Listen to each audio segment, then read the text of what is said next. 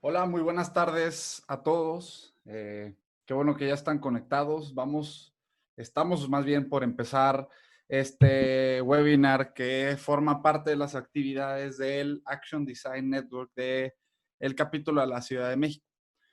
Mientras esperamos nada más un minutito más, les pido por favor que, tomen su celular. Ahorita les voy a mostrar un par de códigos QR para que les vaya dando información de dónde pueden acceder a los recursos que tiene tanto el Action Design Network como el Action Design Network de la Ciudad de México, y también, digamos, para que tengan acceso a el perfil de Robin y un poquito más de información de lo que él hace. Entonces, unos minutitos nada más y ahorita vamos a empezar ya con la definición. Primero, un poquito de qué es Action Design y por qué estamos aquí.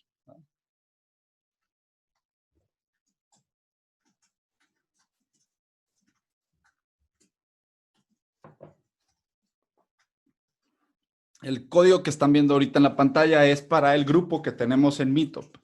Digamos que la forma en la que podemos estar al pendiente de los eventos que estamos teniendo es si se meten directamente a la página de Meetup. Digamos, ahí van a recibir información de todos los eventos que tienen que ver con el Action Design. También por ahí pueden recibir notificaciones de eventos que van a ir sucediendo en algunos otros capítulos del Action Design Network. Perfecto, entonces empecemos con esto. Primero que nada les quiero contar un poquito de lo que es el Action Design. Yo sé que algunos de ustedes ya han estado presentes en alguno de los otros eventos, pero para quienes no, el Action Design Network es una red, digamos, pues relativamente mundial, digamos, tienen bastantes capítulos en Estados Unidos, tiene algunos capítulos en Canadá, tiene algunos capítulos en Australia. Digamos que, por ejemplo, nosotros somos uno de los primeros capítulos fuera de estos países. El objetivo del Action Design en general es democratizar el acceso a las ciencias del comportamiento aplicado, ¿no? En todo sentido y en todos los capítulos que existen, lo que se busca realmente es generar un espacio para que todas las personas que estamos interesados en hablar de estos temas tengamos tanto acceso a personas como Robin, que nos van a contar un poquito más de sus experiencias, como para que también tengamos la posibilidad de entre nosotros mismos interactuar, ¿no? Antes de que empezara todo esto, tuvimos un par de eventos físicos, ahorita hemos tenido que migrar a digital, pero les digo, aún y cuando hayamos tenido que migrar a digital, por ejemplo, quienes nos acompañaron el mes pasado, pues tuvimos también la goza de recibir al doctor Stephen Wendell, ¿no? Quienes de ustedes no hayan podido participar en esa sesión de hace más o menos un mes y medio, ahí pueden tomar, digamos, una foto de ese QR y van a poder ver el video del webinar en vivo. Perdón, grabado. Hoy vamos a hacer algo muy similar. Vamos a tomar la grabación de Robin y vamos, digamos, a ponerle subtítulos y lo vamos a colgar después para que puedan tener también acceso a este tipo de material. Además de esto, hay algunos otros recursos que yo les recomiendo mucho tomar. El Action Design, como les decía, es una red mundial y hay algunas cosas como el podcast del Action Design Network, que es uno de los recursos muy ricos.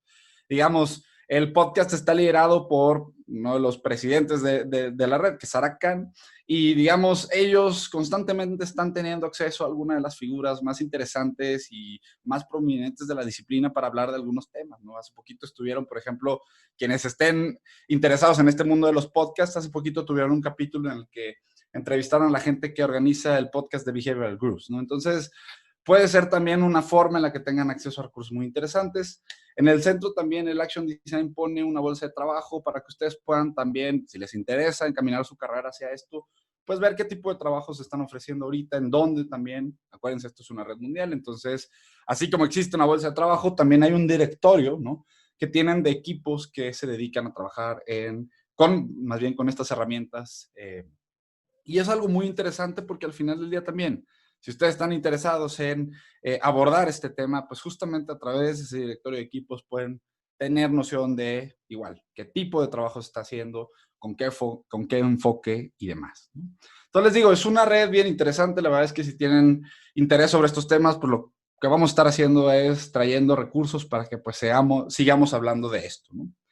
Y ya entrando al webinar que vamos a tener el día de hoy, pues me encanta la idea porque es un webinar muy especial. Además, estamos conectando, digamos, dos capítulos del Action Design porque Robin Krieglstein, digamos, encabeza uno de los capítulos más grandes que hay del Action Design, que es el de Austin, y además es uno de los primeros en estar fundando o en estar participando en esta red del Action Design. Él ha sido pionero en la aplicación de técnicas de ciencia del comportamiento y medios para diseñar programas de cambio. Él trabaja o él tiene una empresa que se llama Neuron Labs. Digamos, ellos hacen trabajo muy, muy interesante. Ellos han diseñado docenas de soluciones de cambio de comportamiento para algunas de las marcas más importantes como Amazon. Ellos trabajan también con Under Armour, Walmart. Y lo interesante que también vamos a ver es que Robin fue investigador invitado en el Stanford Behavioral Design Lab con el doctor B.J. Fogg. Sabemos que muchos de ustedes conocen al doctor B.J. Fogg, entonces justamente Robin va a ser parte o es parte del equipo que trabajó en algún momento con B.J. para que un poquito tengan la noción de quién vamos a recibir. Y bueno, pues con esto me encanta la idea de poder pues introducirles a Robin y prestarle la pantalla para que nos pueda contar un poquito de su perspectiva sobre lo que es diseñar para cambiar comportamientos. Antes de pasarle el micrófono, más le quiero recordar que para preguntas y respuestas, por favor, utilicen de momento el espacio que tenemos para hacerlas de manera textual. Al final de la presentación de Robin vamos a tener un espacio para que todas esas preguntas que ustedes vayan haciendo se aborden y podamos tener un pequeño espacio para preguntas y respuestas. Recuerden, el evento va a ser ahorita en inglés, toda la plática de Robin y después las preguntas van a ser en inglés, pero después vamos a tener la oportunidad de subtitularla para que si les interesa o creen que alguien más puede tener acceso a esta información, con subtítulos sea más fácil que la vean, ¿no? Entonces, with that in mind, Robin, thank you very much for being with us tonight, and I'm going to be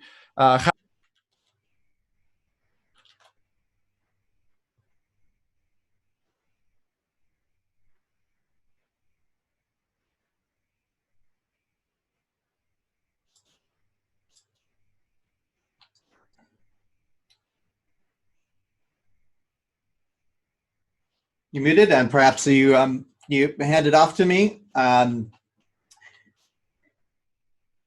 Yes. Okay. All right. Well, thank you so much, Emiliano, for that wonderful introduction and for having me tonight. Thanks to all of you for coming out on a Friday night and to hear what I have to say. Very much appreciate it.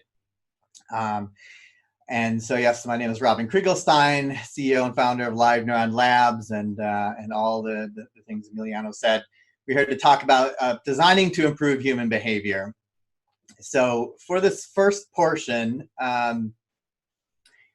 if everybody could please turn your cameras on so that we can, just for this portion, so that we can have a little bit of interactivity in the beginning here. Let's see all the wonderful people that we have here tonight.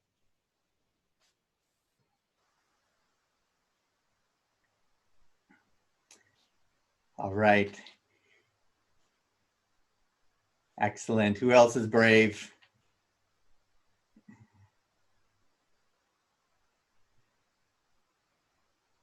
You never know. People are not always prepared to be on camera, and that's understandable in these days. Maybe some of you are already drinking for a Friday night, and which is fine. So we'll just use your hands, and we'll imagine you being active at home. So. So for starters, how many of you have heard that maybe it might possibly be important to sometimes eat a vegetable or two, or a piece of fruit, or exercise, or sleep, or save money, or drive without your phone, or be sustainable? How many of you, I think all of us have heard that that's important, and we know, thank you, I see some of you are raising your hands as well. It's another great way to participate, thank you. We all know that that's important, and we know about it, but how many of you actually do that? Really? So I know one statistic in the United States, we work a lot with the American Heart Association, and just their basic health guidelines, less than 1% of US Americans actually follow those guidelines. So add on to that the other areas of life that we all would like to be doing, it's surprisingly low. It's shockingly low, right? But how many of those things, how many of you are obsessed with social media or video games or binge watching TV or binging on sports or news or other kinds, or sweets, right? Why is it that these really, really important things that will keep us alive and keep us safe and keep us successful till late in life, we have trouble doing, but then there's these new activities that have marginal survival value. After 4.5 billion years of evolution, our brains have kept us alive. Our neurology, our systems have kept us alive and been optimized to do so well. Imagine every single one of your, and at this point, it's billions of ancestors has survived long enough to have sex and reproduce and produce offspring. That's amazing, despite all the risks that they've gone through. And here we are, unable to do a bunch of the basic things that will keep us alive in modern days. So 4.5 billion years of evolution, and yet we're stuck doing these things that have limited survival value, maybe even hurting us at the expense of things that are critical to our survival. And in the pandemic today, I think we're seeing that even to a heightened degree, where we're literally seeing people die, and then also large numbers of people really struggling to follow pretty basic requirements to keep us all safe. Why do humans act so weird? What is it? Why are we irrational? Why do we act nuts, crazy, loony, zany? First, let's smash some myths. There are a lot of beliefs. If you see me looking over here, it's because I have Zoom on this monitor and I have the view you all are seeing on this monitor. So looking back and forth, there's no window over here. So let's smash the myths first. It's not because people are lazy or that they're Go ahead. We're not seeing your screen. No. This whole time not seeing the screen. Okay, let's fix that. That would be helpful, wouldn't it? Okay, what I'm gonna do.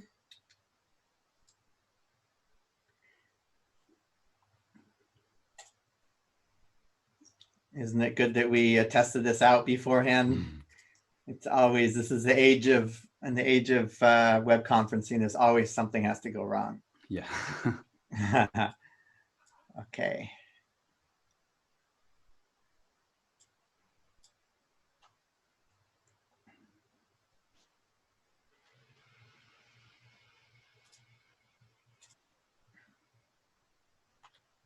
Okay, we're almost there.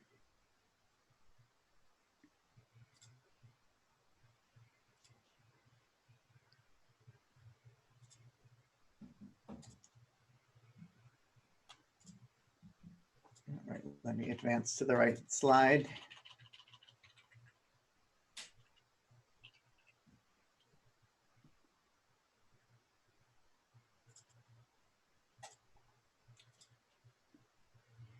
There we are. Yes. Okay, perfect. All right, Lilo, let's smash some myths. It's people are not acting strange. You're not acting strange because of being lazy. It's not because people are uninterested or incapable or unaware or uninformed or unintelligent. It's not about motivation. It's not about education, and it's not about incentives. All of those things are factors, but primarily those are all the excuses and the things that we go to that are not working. We all know very, very well that we should be exercising more and still don't do it. We know what to do. We know there are many cases where we know exactly what to do and we've cared deeply about it and don't actually do those behaviors. And so our intuitions about why people, how we act, what makes us do what we do is quite wrong in humans. We don't understand ourselves and our behavior, and worse, we don't understand other people. So when we're trying to design products, programs, solutions, policies, services to help other people, we are generally designing based on these folk wisdom, on on intuitions which are wrong, on myths that are not the real reasons that people behave the way they do. And that is leading to countless costly, clever, committed efforts to help people. So lots and lots of tremendous efforts that are failing miserably. And again, we're seeing this happening widespread with the pandemic, but with many, many other societal issues that just seem to be so difficult to solve. And in fact, at the base of all of our major societal institutions, capitalism, democracy, the penal system, the legal system, the education system, all of these systems assume that we have rational people making decisions, when the reality is that that's not true. And that leads to upwards of 70% failure on human projects of all kinds, everywhere, in every area of life. And so why is that? That's just crazy. I mean, we have so much science, so many brilliant people, so much effort. It's just a real, has been a huge mystery, tremendous amounts of money being wasted. And more importantly, what can we do about it? That's really even more fundamental. Like what's practically can be done. Now, the good news, that might sound like really bad news, but the good news is that there are really, really exciting things happening in this space. There's a whole new field of behavioral design exploding. You've got the Action Design Network growing around the globe, and schools adding curriculum and programs, and companies hiring people in this area, and lots of consulting firms. And so there's a lot of exciting stuff. But before we get there, I have a confession to make. Everything I'm about to say is bullshit. It has to be.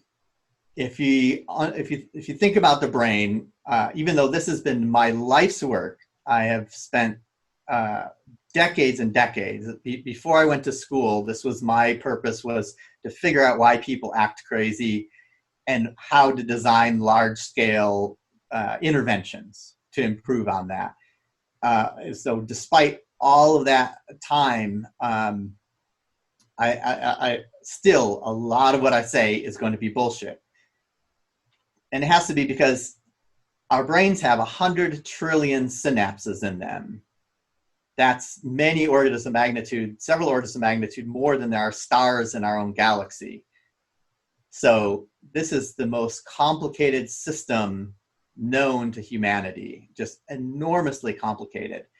So we should be very, very humble about feeling that we understand how it works.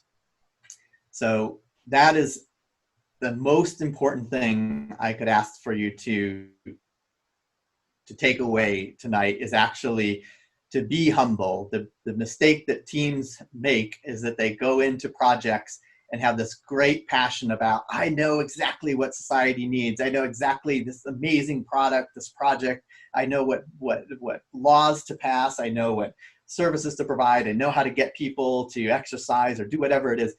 I can guarantee you are wrong. It's not possible to be right based on just going in and beginning to think about the project. You have to be humble and research, spend time seeing what the science says, and then researching what your audience is like. What do they believe? What are the constraints? What's happening to them? What are the pressures? And then test. Go into testing your ideas as early and as often as possible, assuming that there are serious errors in your opinion, in your ideas, and that you should be really hungry to find those and stamp them out, fix them as quickly as possible. Be an investigator. Don't go in testing trying to prove that you're right, but to find out where you're wrong and fix them. That's so critical. If you do that, you're going to be ahead of 99% of most of your competition and advancing. This is basically applying science to your work. So moving forward from there, we'll skip through here. We've gone through my background, but despite all of that, the humility is just a critical thing here.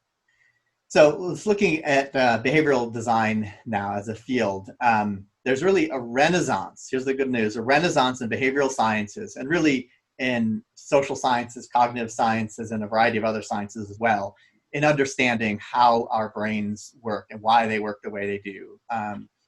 And so you've got, especially really in neuroscience, big breakthroughs going on, but also behavioral science, behavioral economics, social science, cognitive, evolutionary science, social work, positive psychology, real-time brain imaging, the big data and artificial intelligence and machine learning and Internet of Things and the sensors, all of this, the fact that we live so much of our life online now and can watch people do large numbers, large sample sizes, doing different things and testing what happens if we change the cues and the triggers and the stimuli on them to see how they change their behavior.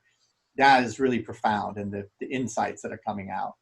That helps us understand why our brains work the way they do, why humans act strangely. But this is not nearly enough. Knowing that humans have, for example, hyperbolic or temporal discounting, or are loss averse, those are great insights. But in the end, you need to build some experience, some stimuli, something to put in front of people to get a different outcome. So there's the theory, but there's also the practice. There's understanding why, but we also need to understand what.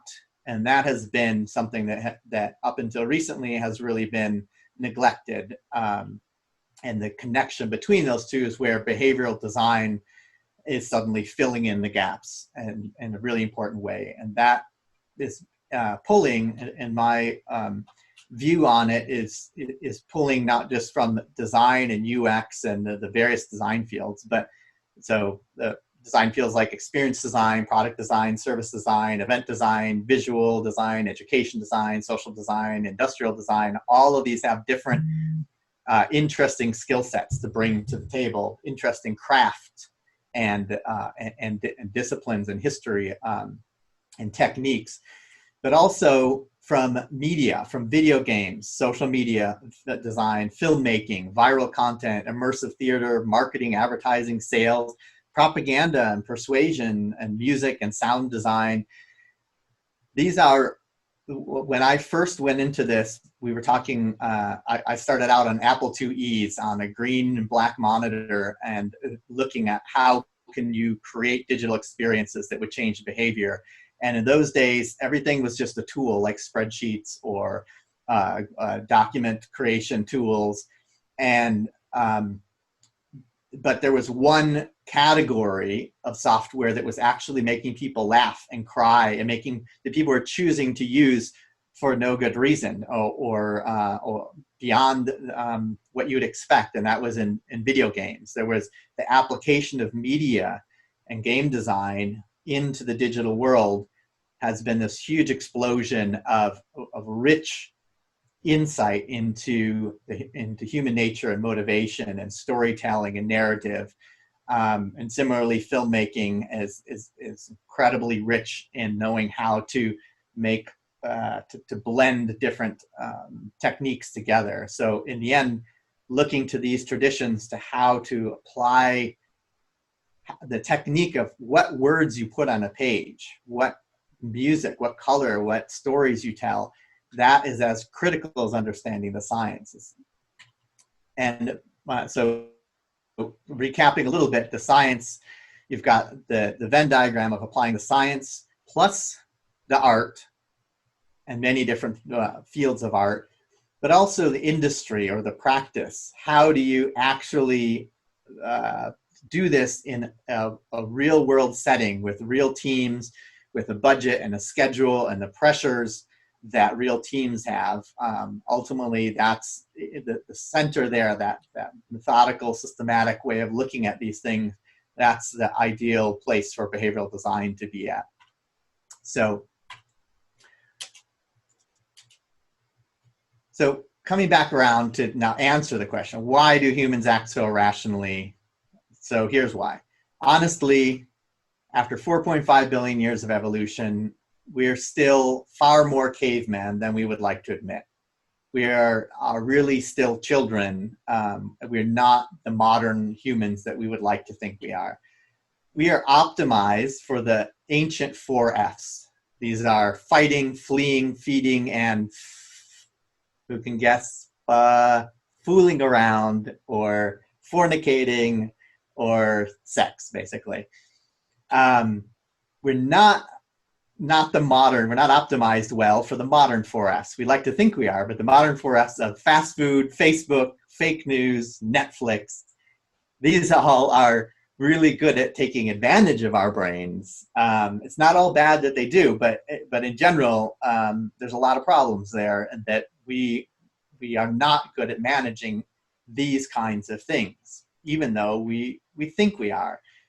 The reality is our concentration, our perception, our evaluation, our memory, our logic, our decision-making, our prediction ability, and our willpower, they all suck. Every time you test each one of these things, like, they are far, far worse than we'd like to think they are, and that we give ourselves credit for. And yet we design as if people should be able to be good at all of these things. But you can systematically create scenarios to test people and show that you can screw up their memory moments after they should have, after a car crash, moments later, you can ask them questions and deliberately mess with what happened. So to help understand this, we've got this idea of system 1 and system 2 that Kahneman wrote about, the ancient system 1 and the more modern system 2, which layered over the top. Now, system 1 is this ancient, non-conscious, emotional, autonomous. This is where habits and automatic associations and instinct live. And it's very fast, it's very efficient, but it lives in the perpetual now. It really is mostly interested in immediate gratification. It doesn't understand the past and the future unless system 2 helps it get there. So that's a big flaw in system 1. System 2 is the much younger, more modern part of the brain. It's the conscious part. And this is the part that can be logical, that can think things through, but it's really, really expensive. It's very slow at working, but it can plan for the future. It can think things through and reason things out. And it can see that there could be benefits in not doing something pleasurable right now and waiting for the future. But system 1 is in control. This is the thing that we have to really wrap our brains around. The science is really getting pretty clear on this now, that even though our thinking, our consciousness sits in system 2, so we think system 2 is in charge, it doesn't make the decisions. It thinks out different scenarios, but it passes them back to system 1 to make the final decision. And we know this because we have people who we can research who have the portions of the emotional communication in their brain broken, and so you would think they would then be very logical and rational, like Spock on Star Trek, or Data, or like a machine, and yet they can't make any decisions at all. They just go back and forth on the pros and cons of different when to schedule for the next appointment with a researcher, or which socks to wear, or they can't make decisions because they never get back to an emotional feeling that this is the right thing to do. And on top of all that, we've got all of these bugs. Like, the system is just not perfect. So, not surprisingly, it has lots of techniques to be efficient because it's expensive. The brain uses more calories ounce for ounce than any of the muscles or any other part of the body. It's very expensive, and it's just not, it's evolved over a long period of time. It's not perfect. So there's lots of bugs and flaws in there. Now, the weird thing is that we are also blind to most of the flaws in our brain. We're blind to the fact that system 1 is actually the one that makes the decisions. And we call this bias blindness. People will swear that they've made a conscious decision, But yet you can look in you can be watching their brain in fMRI scanning and see that the decision was actually made by system one several microseconds before the conscious brain even knew that there was a choice to be made. And it's worse than that even, is a public service announcement that will also help you be a better designer, but hopefully, if we understand this fully, will lead to a better world. The fundamental attribution error describes a heuristic where when somebody else does something stupid, we are quick to blame them that it's a personality trait, that it's something about them that's a moral or character flaw with them, instead of that it's something situational, something in the environment that if we were in that same situation, we would we could potentially make similar weird decisions. So we're very aware of other people acting irrationally and judgmental about it, and yet we're very quick to make excuses for our own irrational behavior, or are even blind to it completely. So when you're designing solutions for somebody else, for an audience, and you can't see why they've actually made the decision they've made, and you instead judge them, then how can you actually build the correct solution?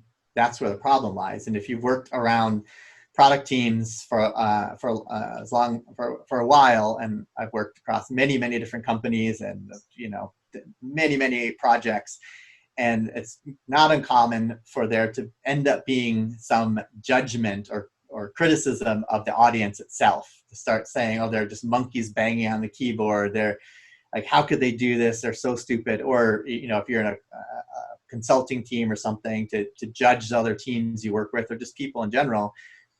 And that's because you can't understand how they could do something so irrational. It's because you're blind to your own craziness, and yet particularly and blind to the real reasons that other people are acting the way they are as well. So here's the next big tip, is that if you find yourself feeling frustrated, angry, upset, judgmental about the people you're trying to serve, that you should get excited at that moment. Question that feeling, but then get excited, because buried underneath there is the real barrier to the success of your product. If you go and reserve judgment and go in and listen with an open ear and with the science to know what to look for, which will help you with your, you'll be able to find what's really going on and then solve something that many other teams wouldn't be able to do.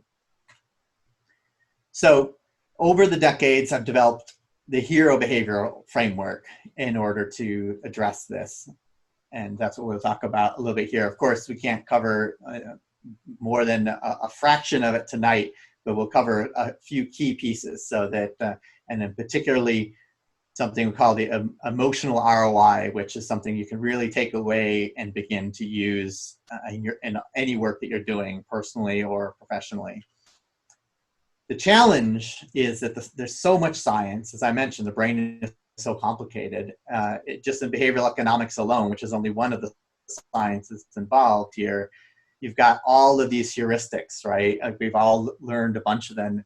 And yet, how do you now work on a project and know which heuristic to use? How do you pull them out? How do you, it's like a grab bag of different tricks and insights, and it's quite a lot to parse, to try to process.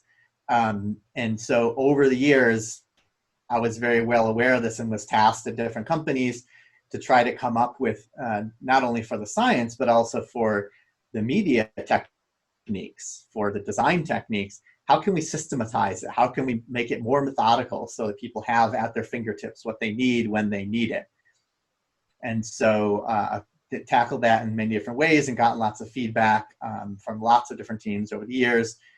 And we have something quite powerful that allows our team here at Live Neuron to produce really, really consistent, powerful results for our clients, and others find it very, very useful as well.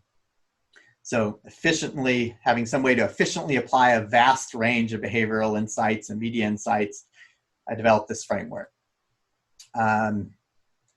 It has three major pieces, but really a few other models underneath there. The state model is about getting clarity before you even, it's a diagnosing situation, understanding what all the forces involved are. The state change model is about getting action. It's like looking at a moment anywhere in your flow, whether it's somewhere on a page or somewhere in a store or in life in general, or a policy, or trying to get people to vote, anything at all. Understanding what the forces are at any given moment that are preventing or encouraging someone to take action. And then progression model is about looking at the whole journey and understanding how these things change, the keys to different phases in the journey. So let's begin with a simple behavioral model. Let me check my phone here just so I have an idea of what time it is. Okay, we're running, see the time here. So we will, given the time, I'm actually going to, the most powerful part is the emotional ROI. So I'm going to go jump to that portion, if that's all right with all of you. You will get all of this entire deck in the handout, so you can still learn from it. But there's one thing I'd like to point out here separately, going back to this slide. System 1 is where, as I mentioned, this is the ancient part, and it's about, it learns to recognize the patterns of threats and opportunities in the environment, and then it learns reactions to take, emotions, habits, routines, automatic, non-conscious responses. So many things get handled here and never get to the conscious brain. If not, it's like 90% of 95, maybe higher, depending on how you count a habit, happens here. Sometimes the emotions are strong enough or persistent enough and important enough that they are felt by system 2. So fight or flight gets turned on, and the adrenaline is rushing, and the muscles the blood's rushing to the muscles, and the heart's pounding. System 2 can feel that, and that's what alerts when emotions that system 1 has started are felt by system 2. That's what turns on system 2 to begin thinking about something, either a problem or an opportunity, and then it starts processing the options. I could do this, I could do that. And then it actually hands those options back down to system 1 to try out. Say, hey, what if we did this thing, would that help? If we did that thing, would that help? Because system 1 is, again, the emotional part. So it has to pass it back down to system 1 to feel, if I do this, does that feel better? Will that satisfy the emotion? Like if it's something negative, will that make me less stressed? Will that make me less fearful? Will that make me less concerned or worried or in pain? Or if it's an opportunity, like I'm excited about something, or I'm in love, or I'm turned on, or any number of things, system 2 will look for, think through opportunities for how to pursue that opportunity, different scenarios, and pass them back down to system 1 to see, hey, will then imagine its potential futures, and it sees, oh yeah, that gratified that desire, that fulfilled my curiosity or my sex drive. Or if hunger, an emotion is passed up to system 2, system 2 then thinks about different restaurants you could go to or different types of food, and then passes them down to system 1 to see which one it feels like it's going to be the most satisfying. It's really by emotions that the decision is made about what to do. And that's why we call it emotional ROI. No matter what is going on, it's really some uncomfortable emotion, either some fear or anxiety or something like that, or excitement or curiosity or a craving instigates the desire to do something. And then ultimately the brain is looking for a way to satisfy or resolve those emotions. So going back now to emotional ROI, what that means then, if all conscious behavior, even though we think we're rational, there's this rational phase where you're thinking about all these options, but ultimately the decision gets made emotionally. And that means that no matter what you do, we are all in show business. We are all, should always be worried about how people feel doing what we're offering them. So people aren't buying hammers. They could care less about the tool. They want the outcome of the tool. Some would say they don't buy hammers, or they don't buy, examples, drills, for example. They don't buy the drill, they buy the hole. That's one saying people have, but really they're not even buying the holes. They're buying the feeling of completing a project, or of getting this project off their plate, or doing something creative, whatever that emotional reason that they wanted to use the drill for. That's what they're really buying. So if you solve the practical purpose in your product, program, service, policy, whatever it is you're doing, and not the emotional one, that's why it doesn't succeed. That's the mystery. And you'll see many, many products that actually are emotionally very good at delivering the emotions, but are practically terrible. So like high heels are terrible shoes, but they make people feel in certain ways, and they have social value, they have emotional value, design and aesthetic value that people like. And same thing is true of like classic cars and many other kinds of products. People buy the crappier version rather than the practical one. So to be successful, you need to do both. But let's take a look at more about emotional ROI then. So when you offer an action for someone to do, this is like clicking the buy button, or exercising, or going to vote, or even opening an email, anything, immediately the brain is processing in many different levels. What should I do about it? What does this mean? What happens if I do this action? Predictions are made about the outcome. The potential costs, that's predicting what costs am I gonna have to pay, what I'm gonna have to do, pay out, and also what gains might I get, what things might I get back for that action. If the perceived costs outweigh the gains, then they are gonna run away, they're gonna flee, they're gonna abandon whatever it is you're offering. And if the perceived gains outweigh the costs, then they're gonna pursue your target action. They're gonna keep with you, they're gonna stick with you and keep doing that thing. So in a way, that's good news, because that means we simply have to make sure that the gains are higher than the costs. Now, ultimately, again, it only matters all that matters is the emotional costs and gains. So that's why we call these actually emotional costs, or e-costs and e-gains, as short for that.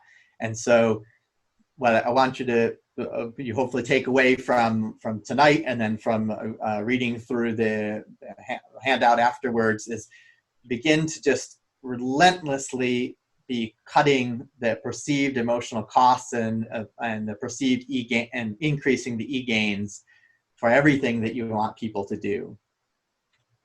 So, but this is something that is, it's not. So let's take a look at a little bit about how to rebalance here. This is how we usually try to motivate people. We have some future reward, some delayed reward, like, you'll get to get people to vote here. I mean, of course, it's on our mind in the US here, is like getting people out to vote. You get a better president and all the benefits that come from that if you or the president you want.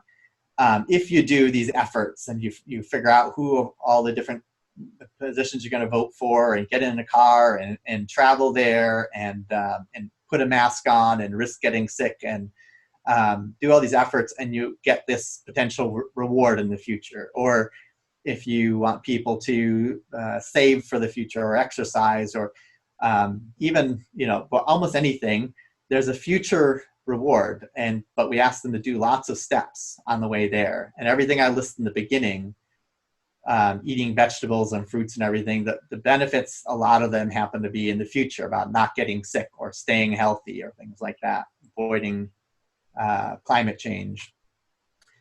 The problem is that due to temporal discounting, delayed rewards and also delayed costs are very, very weak. You might as well assume that they're not, unless you're using specific techniques, you might as well assume that they're not motivating at all. That is a fundamental problem, that we continue to assume that we can encourage lots of effort in the current moment. Because remember, system one doesn't really care about the future or the past without specific techniques to make it do that. So key one here is like relentlessly reducing the e-costs. And there are a lot of e-costs that you're adding to your projects that you're not even really aware of, because the science is revealing things that are more that cost more, or that people dislike doing more than we realized before. And so you can directly remove those costs. Like, say a cost would be, many products come with a long instruction manual on how to do them, or even apps sometimes have a long series of explanations, a long tutorial at the beginning. That's a lot of work that you're asking people to do before they get any benefit. So removing some of that is one option. The other is to just simplify it, make it smaller.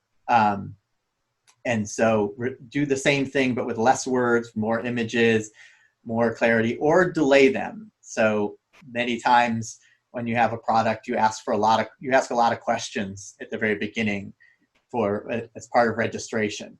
It's actually possible and much better to ask questions and permissions and things later, when it's more obvious that this is a valuable product or valuable effort, and they're more willing to put the work in for it. And the other is de-emphasizing it. You're still doing it, but you don't make it as obvious that that's the case. And then lavishly supplying a continuous stream of e-gains. So you'll notice that one of the big sources that we pull into emotional ROI and the hero design framework in general is from game design, which we studied and actually worked in the games industry early on, and it pulled a lot into we used a lot for the success at Leapfrog Toys. And part of it is continuously providing a drip of dopamine or serotonin or endorphins, positive feedback, positive feelings continuously through an experience. Now that might seem like a lot of work, but it's actually, there are a lot of smaller things when you keep doing it. And that's how games work. But if you watch any media that is that people do obsessively, including even social media or Netflix, like a lot of these places are now studying games and pulling techniques in, you can see all these techniques that keep you watching and going from episode to episode, or continuing to play the game, or continuing to click late into the night instead of sleeping. Those things, we need to learn them and pull them out into practical products, programs, services, and policies that have really important benefits to humanity. Nothing wrong with entertainment, but we need to pull those techniques out. So when you have a target action, we've been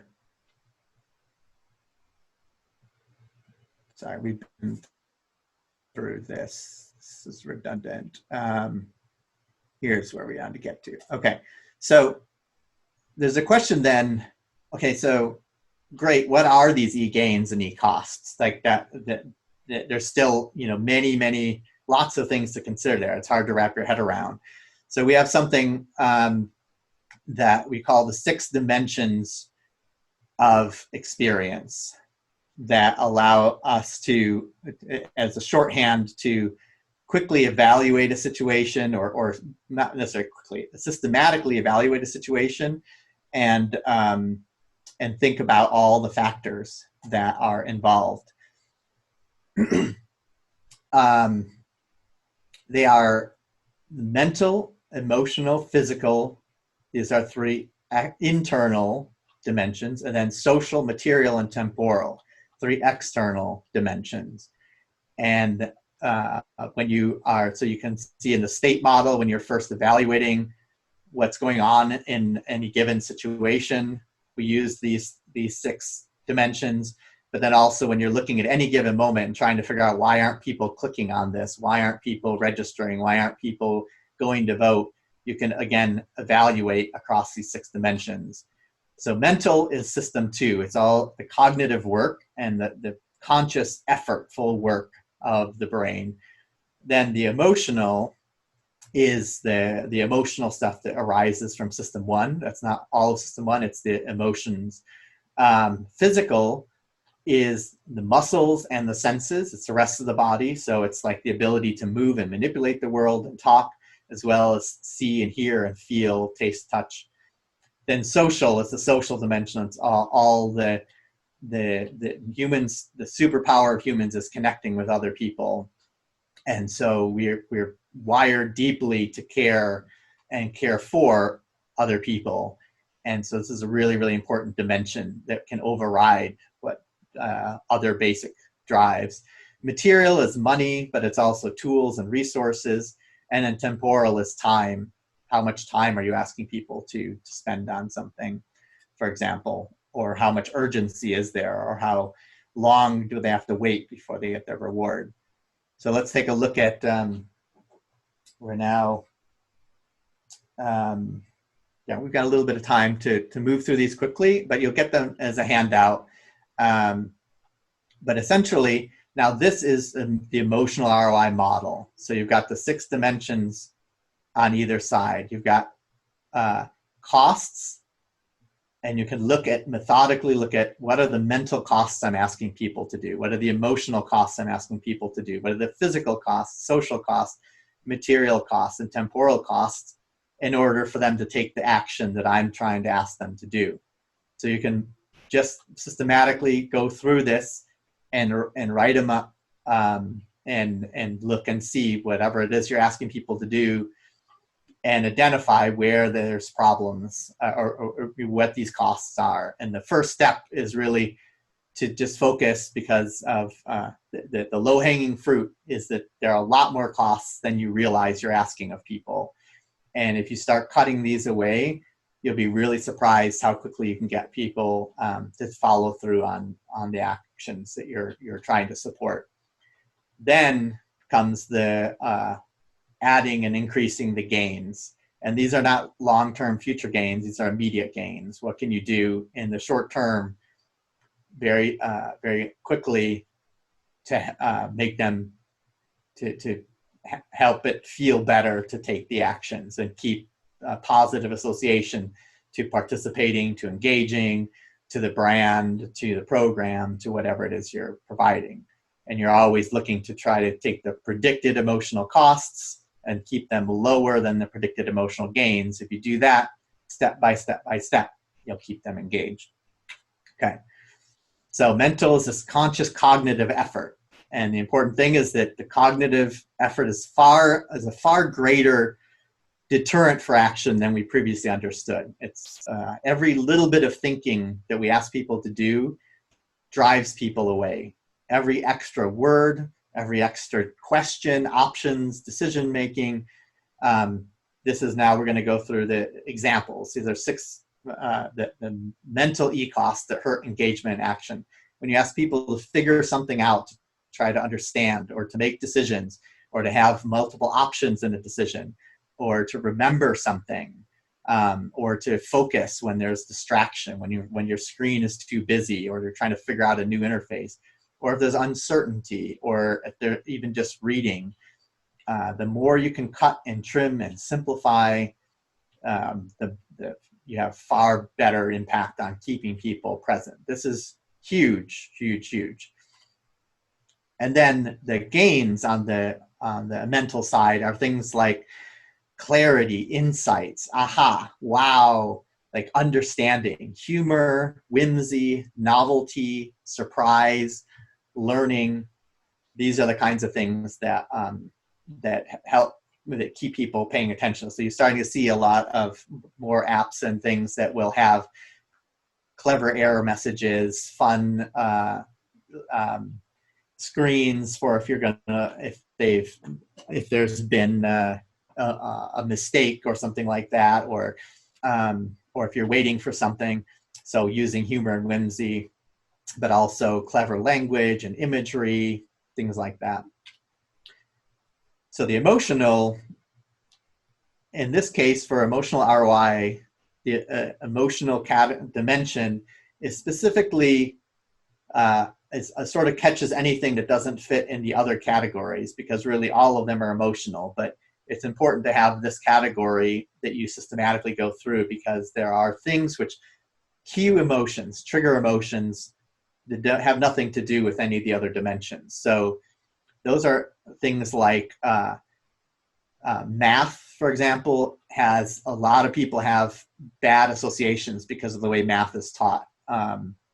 And also the color red is very often used for warning signs and police sirens and error messages and stop signs and correcting papers. And so so much software having error messages with red and all capital letters and exclamation marks is really trying to induce an emotional sense to something that should just be a practical information. Like that wasn't we don't know that was incorrect information you gave us. You don't need to make them feel bad, because you're making them feel bad about your whole experience. You're driving them out of your system as opposed to just giving them the facts. But also faces, any kind of emotions on faces get carried to the person. Violent imagery, sad faces, beautiful scenery, aesthetics in general carry, or negative aesthetics can, dark colors and things like that can be hurtful. And then on the positive side, things that have positive associations, beautiful scenery, beautiful faces and positive emotions, aesthetics, bright colors, positive emotional language, landscapes, greenery, plants, happy faces, cuteness, humor, whimsy, things like that, all have positive associations. On the physical side, these are things like the physical effort, pain, strain, endurance, strength, coordination. So, for example, if you're looking at asking someone to, actually, I'm going to go through these a little bit faster, but even physical effort in a digital product, like if you're trying to ask them to click on something that's too small or that's moving or straining their eyes to be able to read. So these are places where the physical effort matters. And then on the positive side, laughter, stretching, relaxed breathing, mirroring positive postures. So if you see people with positive postures and motions in imagery, people reflect that internally. Also, when you have physical experiences, hugs and high fives, and physical, that's just a reason people high five to reinforce positive things. Exercise. On the social side, so remember that one of the big important pieces of science is that people will do the desire to belong to the tribe. So evolutionarily, humans are able to give up a lot of their muscles and strong nails and hair and powerful vision and smell that our ancestors had, because we got something new that was more powerful, and that was our social connections, our tribe, our ability. Humans have the most sophisticated ability to share knowledge, resources, strength, shelter, protection of any creature. And that's what has allowed humans to effectively take over the planet, and that we are able to learn from people thousands of miles away and thousands of miles, thousands of years in the past. Through storytelling, we're able to share resources and split work together. And in order to do that, we've evolved to care deeply about belonging to our tribe. Being disconnected from your tribe actually hurts us on the same brain systems that physical pain does. So you can see people do things that are physically painful because the social pain would be even worse than the physical pain. So this is something that we very often don't take seriously enough in our designs. So being ostracized, being rejected, being embarrassed, having to give favors or defying social norms, or having to ask for favors or defying social norms, or having conflict with others. These are all examples of social costs that people will avoid. So when you ask people, when people are trying to improve their diet, for example, they very often have to deal with judgment from the people they live with and are eating with. And that's a very strong deterrent for healthy living. On the positive side, belonging, esteem, acknowledgement, empathy, support, these are all things that are socially positive.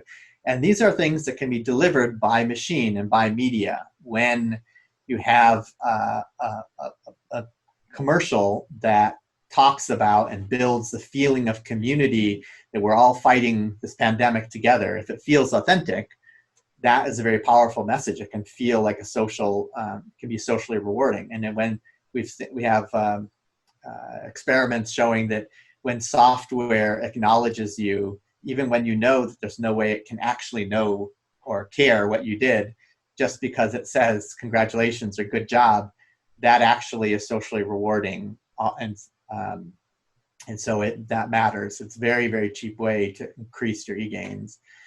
And material, of course, is money, stuff, resources, privileges, digital items, and currency. And the positive side, gaining or losing, those two things are e-gains or e-costs. And then temporal's time. So, and we of course talked about how things that are immediately happening now are far more powerful than things that are going to happen in the future. And so we need to, by being able to drip a lot of small e-gains in the present moment and cutting out these small costs, that's far more powerful than spending too much time on the future gains and costs. There are techniques for empowering, making those more powerful, but so those are the, this I think we can leave for you to read afterwards, but ultimately that brings us to,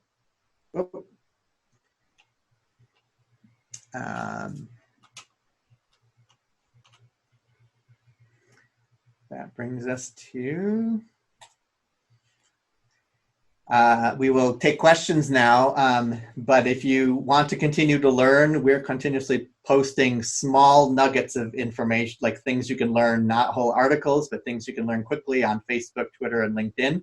So I invite you to follow us along there, as well as being aware of trainings and things we'll be doing. And if there's anything we can help you with, consulting or ongoing, if you like, speaking or workshops we have coming up, we're developing a whole training and a certification program. We invite you to reach out as well. So, Robin, thank you very, very much. That was a beautiful presentation. I think the organization of the Hero Framework is really, really nice.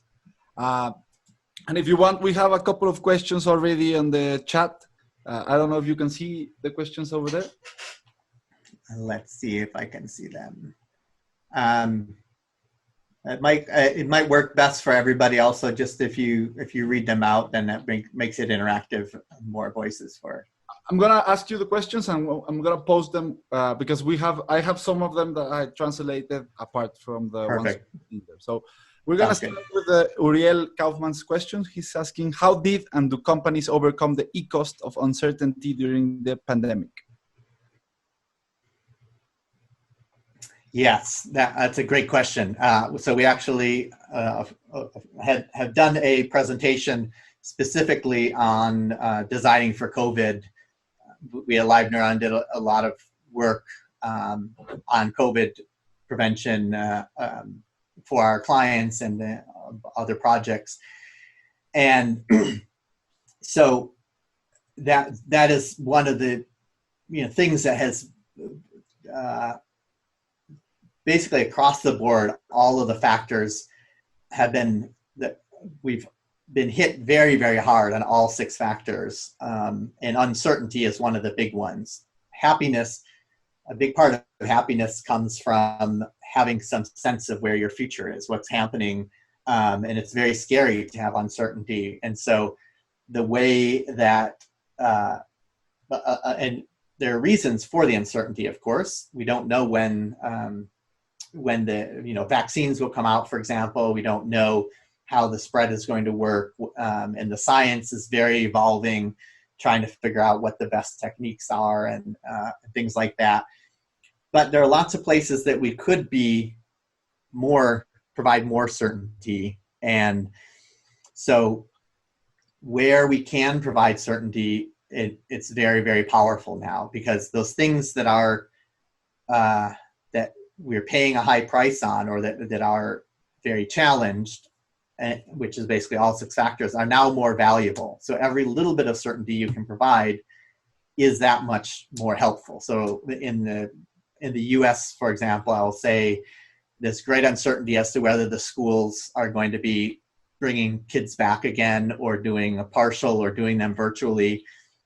This is a case where making a decision, of course we should evolve as information changes, but making a decision clean and clear, and then sticking with it and announcing it would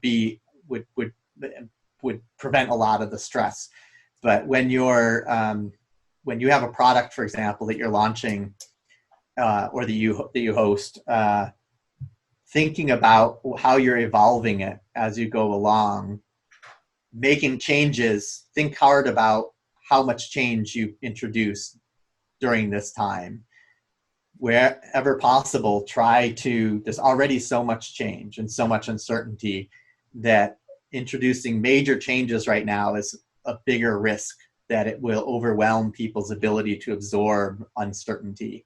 And so if you can, wherever possible, you can keep things similar to the way they were before. So maybe, for example, you're having meetings now virtually, but if you can still have the same meetings at the same time of day with the same people and the same agenda that you used to, just virtually now, at least there's less difference than there used to be. There's more familiarity and less panic around, I don't know what's happening, I don't know what's going on, right? So trying to then reintroduce and then create new habits and new routines, and then sticking with them. So now there's a new type of predictability as soon as possible is very helpful. There are other techniques, of course, but. Great. Now that we're talking about e-cost, there's another question that asks, how can you know if an e-gain is being more perceived than an e-cost, for example? Yeah. So of course, none of these have precise numerical numbers to them. It's not, there's no math here. The only way you know, it's always a statistical game. And the only way you know is by testing, putting a large enough number of people through the experience and seeing which percentage continue and which percentage drop out, and then adjusting things until you get enough people sticking with it that you to feel successful.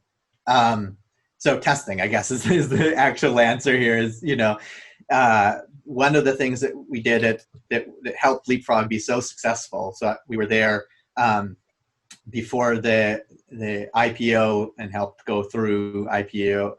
Through the IPO, went from the startup to the 3rd largest toy company in America, 4th largest book publisher in America. And part of that was we had a testing machine. We made it very, very efficient to be able to continuously test, and just so looking to see how you can reduce the costs basically of testing. And part of that's just helping people not be afraid. And then when you go and ask questions and test things out early before you spend a lot of money on them, you can, then it's not as scary to find out you were wrong, because you're not losing $1 million now, or or many months of work because you tried it out the same day you came up with the idea or the same week. Hopefully that's helpful. Okay. There's another question by Alejandro. I'll just add really quick though, always try to reduce the e-cost before is generally almost always more important than adding e-gains. Both are important, but the low-hanging fruit is usually going to be cheaper and more powerful because there's usually a lot of garbage there. It's easier to cut words and simplify. This is a question related to that because Alejandro says, hi, thanks for a great presentation. I'm an instructional designer. Do you have any ideas of how can I reduce the e-cost when I'm trying to get people involved in an instructional course from their homes?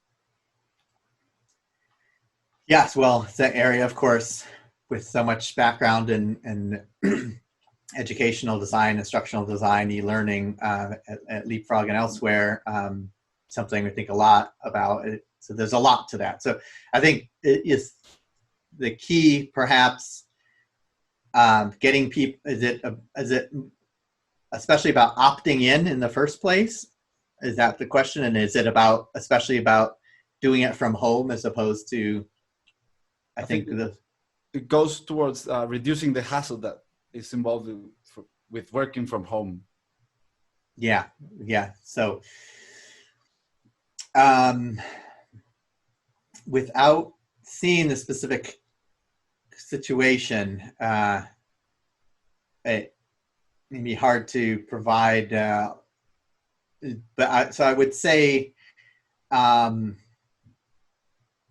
problems that I've frequently seen are where it is, if there's a variety of things for people to learn, sometimes it's made very difficult for people to know which course to take, that there's each one perhaps so we worked with one of the top 5 global consulting firms, for example, on their internal instructional programs, and they have, of course, many courses to help people learn, and to select one, each one required clicking into the name of the course. The course name itself was quite long and unclear, and then when you went in, there was a longer paragraph describing what it was, and then you had to keep clicking in and out to each one, and it could take quite a lot of time to go through a variety of options of which course you would want to choose and to select. And so you'll get burned out. People were getting burned out before they ever selected anything. Then they were like, they felt, this is all too much trouble, or I'll come back and do it again later when my batteries are full again, but that never happens. So trying to make it easier to see which, sometimes it can be about helping them connect people to a shorter list of courses that are already tailored to them. If you know that they're in particular, have particular seniority, they're young in their career or advanced in their career, or they work in this division or that division. So the more you can simplify the choices for them, that helps. Also, don't count on people to come back and continue a course after they've started. You want to do the minimum effort. This is true of any program. Do the minimum effort to catch interest.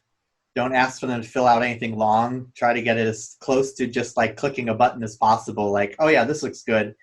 Even this works for courses or a lot of situations where you just say, I like it. Like,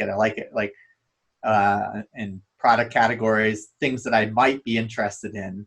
Then you've already started to collect intent, and you've got this, in Cialdini's work, it's a sort of a slippery slope or a baby step of interest. But then once you've got them opted in, don't assume they're ever going to come back, and don't make it confusing. Now start pushing it out in email the rest of the course until they're able to finish the whole thing.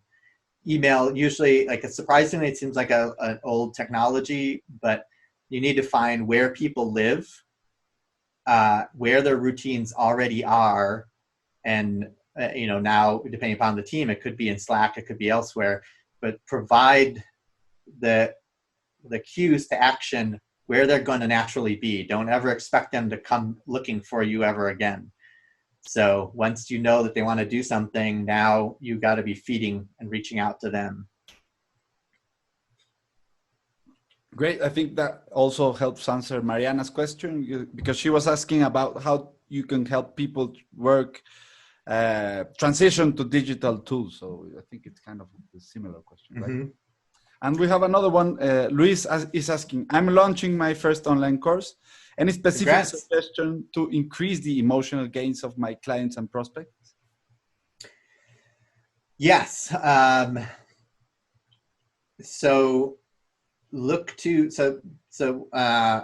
across all of the categories. Mental, emotional, physical is harder to do in a digital environment, but there are ways, as you saw listed, and social acknowledgement, congrats, encouragement, things like that. Material, remember the digital goods count there. So this is points, digital currency, progress bars to different game mechanics can come in handy. But on the mental side is choosing imagery that's more emotionally engaging, more fun, you can usually push things a little bit more towards mainstream media than you would expect for that brand or that audience. You try to push it a little bit further. And so you think, oh, that's, a lot of hard work. Well, there's a concept of stealing like an artist. You don't have to, and you shouldn't try to invent everything yourself. That's crazy. It's not possible.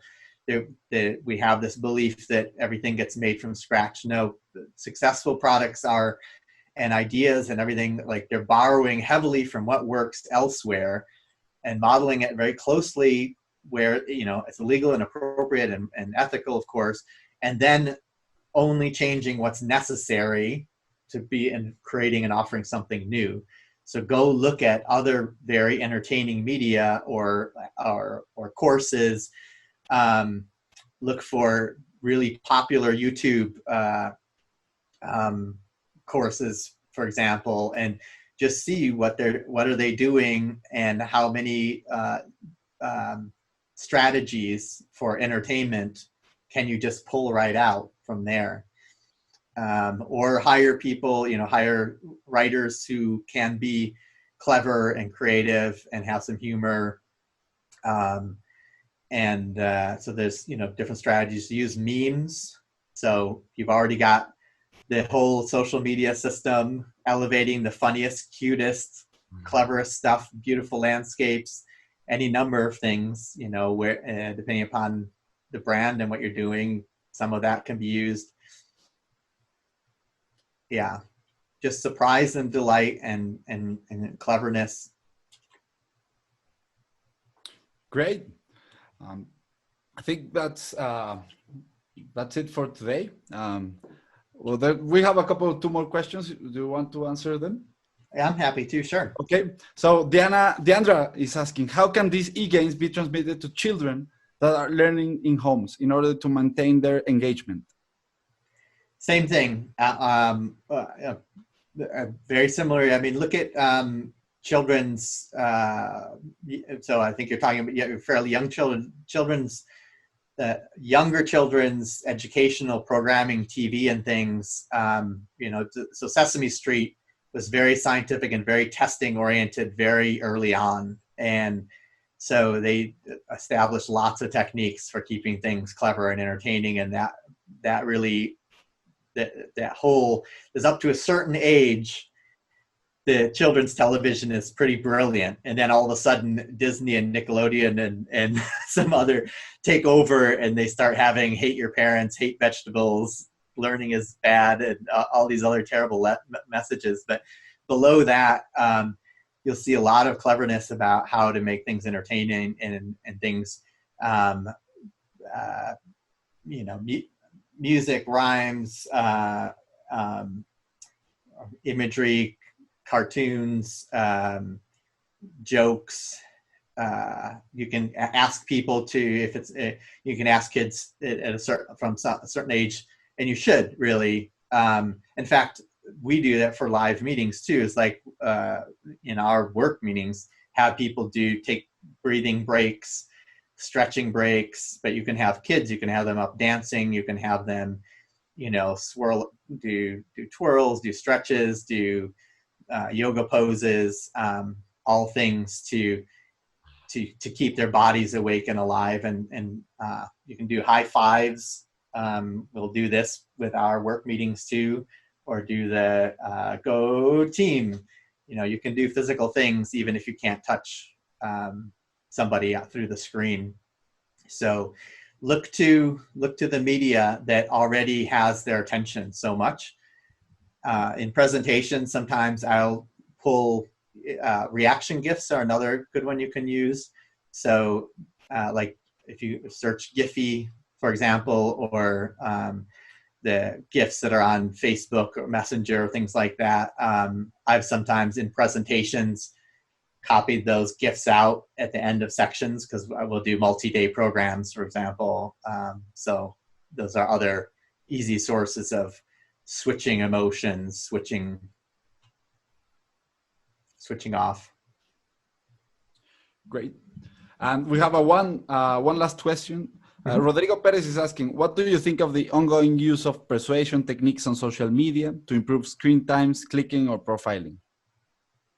That's a huge, very big question that I think a lot and care a lot about. And so BJ Fogg is a mentor of mine who I did research with for quite some time, and he gets claimed to be that he introduced the idea to Silicon Valley, and that's couldn't be farther from the truth. Like, this is, if you just do testing, they were well on their way before he formalized his methodologies, and has from very early on been raising the issue that it's a problem and that we need to watch for it. And in fact, there was something that arose from his lab early, is this idea of persuasion profiling, is actually profiles on people about how they can be persuaded, and that's something that big companies are likely doing, and ad companies and marketing companies, that we need to protect against. That this person is more manipulated by appeals for social, for social belonging. This person believes authority more. This person, responds to the color red more. So I'm a big techno optimist, but I have become quite concerned with the problem. But I don't think that it's always, there are bad actors in big, I've been at client meetings or prospect meetings where I've seen people go, ha ha ha, now we can use people's brains against them. I've heard them literally say that, and which was that then we said, we're not going to work with you. It's, that's not the purpose here. But equally, I've been, I've worked with a lot of big companies, and they're filled with people who care deeply about the environment, about society, about health, about children, about education, who are trying very hard to help the companies be successful and do serve the purpose that they are, the product that they offer. And the thing is, things like video games and social media, like, we are asking them, their job is to entertain us. Netflix, movies, it would be weird if they weren't trying to provide the greatest level of entertainment possible. But when you the assumption is that we humans, that we individually have the ability to say, I want this much entertainment, and then I'm going to stop and do productive things, or I'm not going to trust this quality of poor information, or disruptive information, or outright lies, fake news, things like that. And that's where the problem lies, is that we individuals don't actually have the capability to do that very well. And so it's not necessarily that the companies are bad actors, although that does exist. It's important that I think there's going to need to be more technologies that almost like virus checkers and malware tools for our minds that we apply to our software, to our browsers, to our mobile devices. And you see that now there's more and more tools that help us when we're at our most rational and most conscious to say, this is how much I want to spend. These are the things I don't want in my life. And that then help screen and filter and protect us. So yeah, I think that it is a challenging problem though. But I do think there are a lot of really good people working on it as well. There's a lot more to be said, but. Robin, once again, thank you very, very much for a beautiful presentation. Thank you for sharing all this knowledge with us. It's an honor to have you here. And it's also a nice thing to have a joint event between 2 chapters of the ADN. I think that's going to be something we're going to look forward to. And once again, thank you very, very much. Absolutely. Thank you to everybody who attended, and thank you for having me. Thanks for all the great questions. Take care, and then use what you learned to do good in the world, and have a wonderful weekend, everybody. Stay safe. A todos, muchas gracias por participar en este evento. Recuerden, el objetivo de todos estos eventos es darle un espacio justamente a todas estas personas que tienen mucha experiencia en el tema, mucha experiencia trabajando con estas herramientas, para que nos cuenten un poquito más de todos los retos que hay allá afuera cuando trabajamos con el comportamiento de las personas. Si quieren más de estos eventos, cuando les mandemos la grabación del evento y las pestañas de la presentación, les vamos a también comentar de los próximos eventos que vamos a tener para que pues se suban, digamos, a esta serie de eventos que, pues justamente como les mencionaba, el objetivo es tener un espacio para platicar de las ciencias del comportamiento aplicadas. Nos vemos. A todos, muchas gracias. Thank you again, Robin. An honor to have you here. Thank you. Bye-bye. Adios, everyone. Bye.